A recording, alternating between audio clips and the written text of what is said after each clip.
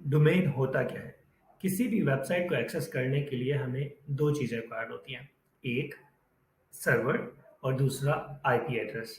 Server वो होता है जहाँ पर हम अपनी वेबसाइट डिज़ाइन करके उस स्पेस के ऊपर रखते हैं और दूसरा आईपी एड्रेस। आईपी एड्रेस जैसे हमारे घर का एक एड्रेस होता है, इसी तरीके से इंटरनेट प्रोटोकॉल एड्रेस होता है हमारी डोमेन का। ऑब्वियसली जो आईपी एड्रेसेस होते हैं वो थोड़े से न्यूमेरिकल लेटर्स में होते हैं, मतलब नंबर्स में होते हैं, तो उनको याद करने से अच्छा है कि हम उनका कोई नाम रख लें, इसीलिए हम डोमेन यूज़ करते हैं। फॉर एग्जांपल google.com हमें आसान है याद करने के अंदर कि google.com ये एक डोमेन है, बट बैकएंड के ऊपर इसका एक आईपी एड्रेस होता है जो कि नंबर्स के अंदर होता है। अब उन नंबर्स को कौन याद करे? हम तो फिर एड्रेस यूज़ करते हैं और नाम यूज़ करते हैं डोमेन में, जैसे कि markets.pk, google.com, nextsoul.com, techonclick.com, इस तरह की जितनी भी वेबसाइट्स के जो एड्रेसेस होते हैं उनको कहते हैं डोमेन। इसके साथ एक और कॉन्सेप्ट होता है यूआरएल।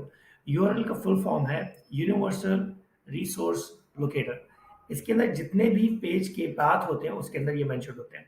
होस्टिंगर ने बड़े अच्छे तरीके से एक्सप्लेन किया है यूआरएल का स्ट्रक्चर क्या होता है। जिस तरीके से आप ये देख रहे हैं ये सारा यूआरएल कहलाता है। इसके अंदर जो ये पहला पार्ट होता है ये इसको कहते हैं प्रोटोकॉल। तो इसके अंदर हमें या तो एचटीटीपीएस या एचटीटीपी प्रोटोकॉल हमें बता रहा होता है, और ज़्यादातर जो एचटीटीपीएस के ऊपर वेबसाइट लोड हो रही होती है, इसका मतलब वो उसके ऊपर एसएसएल एक्टिवेटेड है।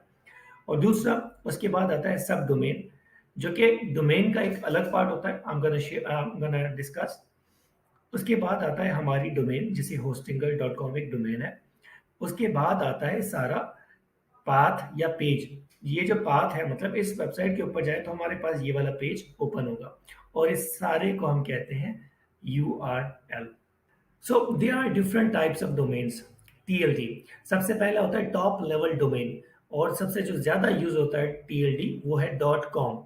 और ये तकरीबन 54% से लेकर 60-65% जितनी भी वेबसाइट्स बनी है वो डॉट कॉम के ऊपर बनी है या डॉट कॉम टीएलडी यूज़ करती हैं। इसके बाद आता है ccTLD, country code top level domain, जैसे कि मार्केटिस डॉट पीके जो टीएलडी है ये पाकिस्तानी है। इसके अलावा अगर कोई इंडियन वेबसाइट है तो डॉट आई एन यूज़ करते हैं, अगर यूएई की वेबसाइट है तो डॉट एई यूज़ करते हैं, ऑस्ट्रेलिया वाले एयू यूज़ करते हैं, यूके वाले यूके यूज़ करते हैं। इसी तरीके से हर कंट्री का अलग अलग टीएलडी होता है। उसके बाद आता है जीटीएलडी, जेनेरिक टॉप लेवल डोमेन। इसके अंदर मोस्टली जो आते हैं डॉट ऑर्ग, जितनी भी ऑर्गेनाइजेशंस होती हैं, या डॉट ईडीयू वाली जो वेबसाइट्स होती हैं वो जीटीएलडी में आती हैं। नेक्स्ट आता है सेकंड लेवल डोमेन। अभी आप मेरी वेबसाइट देख रहे हैं nextsoul.com। जो सेकंड लेवल डोमेन होता है वो है नेक्सोल, मतलब ये है तो डोमेन का हिस्सा ही ना, इसीलिए कहते हैं सेकंड लेवल डोमेन। जो टीएलडी ये है, उसके बाद सेकंड लेवल के ऊपर nextsoul.com है।